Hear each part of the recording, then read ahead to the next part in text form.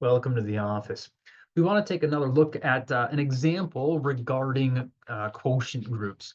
So this particular example does not seem to explicitly reference quotient groups right away. It has the idea of that normal subgroup, but it does not actually say anything about quotient groups, not explicitly.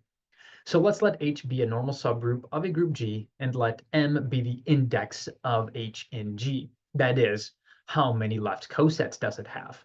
Ah, left cosets. That is a quotient group, right? That's referring to a quotient group.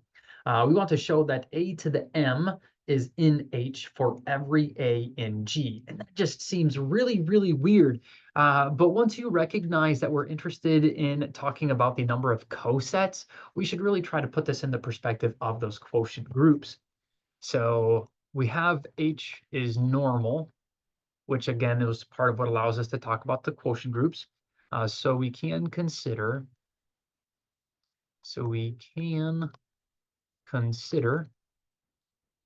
G mod H, right? That is the quotient group there. And again, just to have it written down, we want to recall that M, which here we are saying is the index of H in G, is precisely by its own definition, right? What is the index? Well, it is exactly the number of left cosets of H in G. Okay, so we actually used this idea a little while back when we were determining the order of these quotient groups. I didn't use the word index and maybe should have. We certainly could have. So we have the order of G mod H is exactly M, because that is also describing the number of cosets of H in G, right? That's the same thing. This is the group of cosets. How many cosets does it have? Well, they're telling us right here because the index is the number of left cosets. All right. So now let A be an element of G. Now, at this point, it becomes super helpful if you've been looking at the suggested problems or familiar with, of course, a bit of a development that has happened already.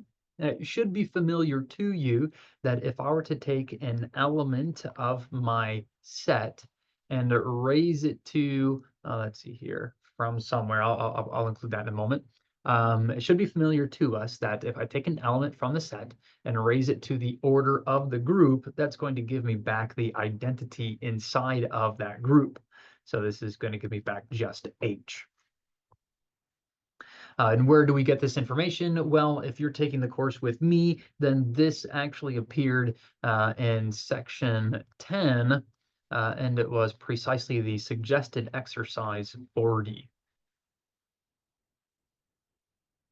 So it wasn't assigned, you didn't have to do it, but you should have read it, and therefore, this should look familiar to you, even if you don't remember it well, even if you didn't prove it yourself. We do have this. But this says precisely that A to the M times H is equal to H. And this equality here specifies that A to the M belongs in H. And oh, look at that. That is precisely what we wanted to show. So if you need to show the details of this, that's fine. I'm not going to do that here because, well, we've already talked about it from discussions outside of these videos, and that's fine and wonderful. You may have to search for that if that's something that you're interested in filling in the blanks for. Of course, that's something I believe you could do yourself. But thank you for your time and attention. We'll take a look at one more example before we wrap up this section. So I'll see you back in the office in just a little bit.